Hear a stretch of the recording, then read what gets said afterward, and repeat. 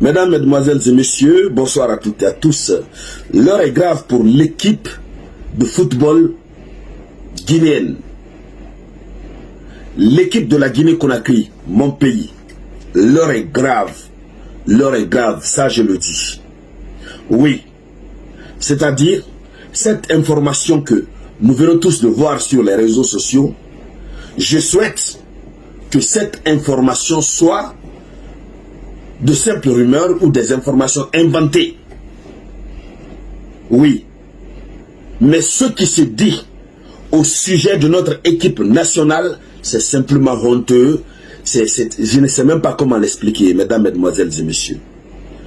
Pendant que cette CAN, c'est la CAN du jamais vu. Pendant que cette CAN, c'est la CAN, n'est-ce pas, où tous les pays cherchent à sortir la tête haute. C'est pendant ce temps, l'équipe nationale, notre équipe, l'équipe, le Sili national, que le peuple de Guinée, de la Guinée-Conakry, soutient avec tout son cœur. C'est pendant ce temps qu'on nous dit que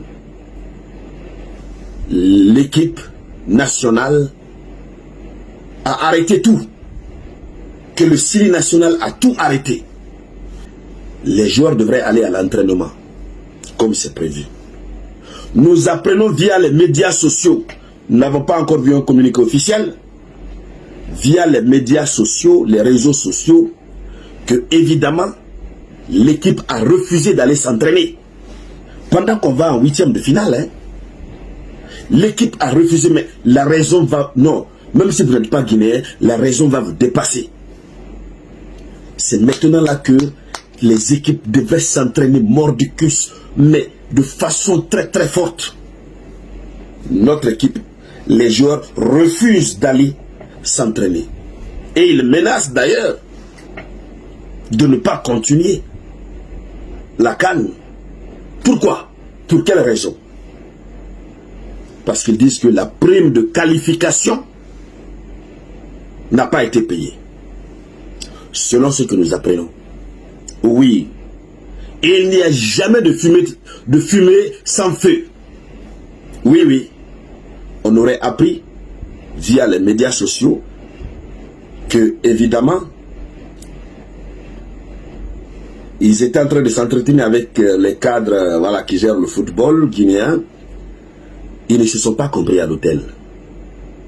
Il a fallu qu'un cadre, un représentant du ministère, se déplace pour rallier l'hôtel, pour promettre, n'est-ce pas, aux joueurs d'aller jouer, d'aller s'entraîner.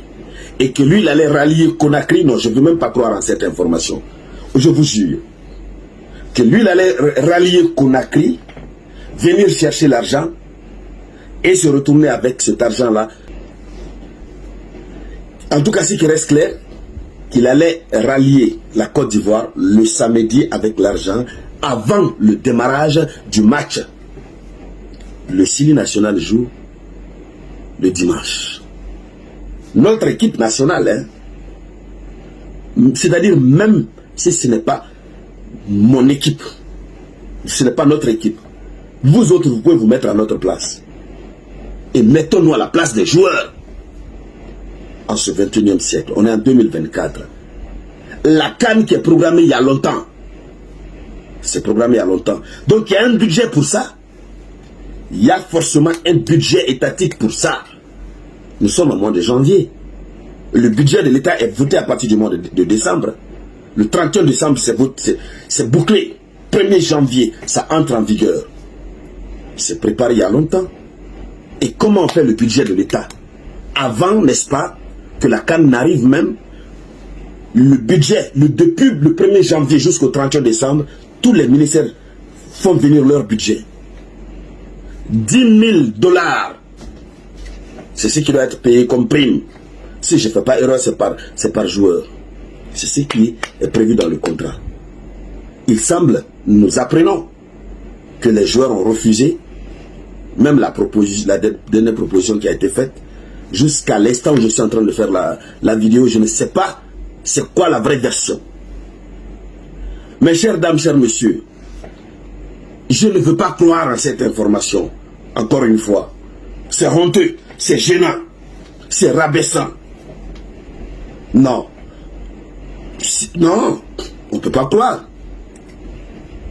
Moi, je pense plutôt que, même si ça a l'air d'être vrai, ce sont des cadres du ministère, parce que les gens sont habitués à la corruption, qui ont tenté peut-être de magouiller dans l'argent de ces joueurs, parce que en Guinée, il faut le dire, les gens trouvent de l'opportunité partout. C'est comme ce qu'on a vu en Côte d'Ivoire tout récemment.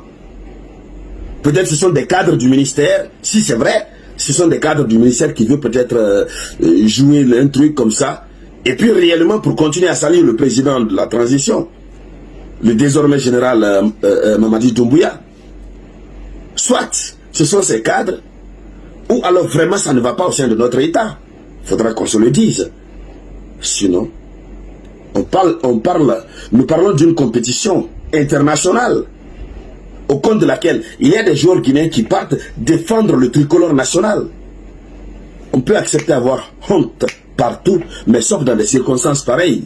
Mesdames, Mesdemoiselles et Messieurs, encore une fois, moi j'ai envie que les autorités sportives de la République de Guinée, je ne sais pas comment on appelle, la CAF, ou voilà, ils n'ont qu'à faire un communiqué pour nous informer.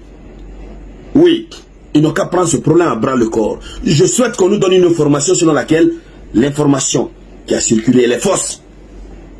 C'est ce que je souhaite. Mais si elle est vraie, il faut payer au plus vite parce que cet argent n'appartient pas au ministre ni au cadre du ministère. Cet argent appartient aux contribuables guinéens. C'est l'argent du Guinéen. Il faut payer. Ça y va de l'honneur de notre nation. Ça y va de l'honneur de notre pays. La Guinée, dans le concert des nations, à l'échelon international, n'a jamais baissé la tête. Ce n'est pas en 2024, sous le règne du général Mamadi Doumbouya, que des cadres vont accepter que nous baissons la tête face à l'Afrique. Encore une fois, je pense que l'information est fausse. Et je veux croire qu'elle est fausse.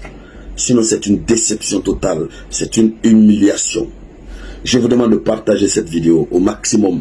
Partagez-la au maximum. C'est de cela qu'il s'agit. Je m'appelle Robert Théa. Soyez encore une fois les bienvenus pour tous ceux qui sont nouveaux sur cette page. N'oubliez pas de vous abonner à notre page. À nous revoir tout à l'heure avec de nouvelles actualités.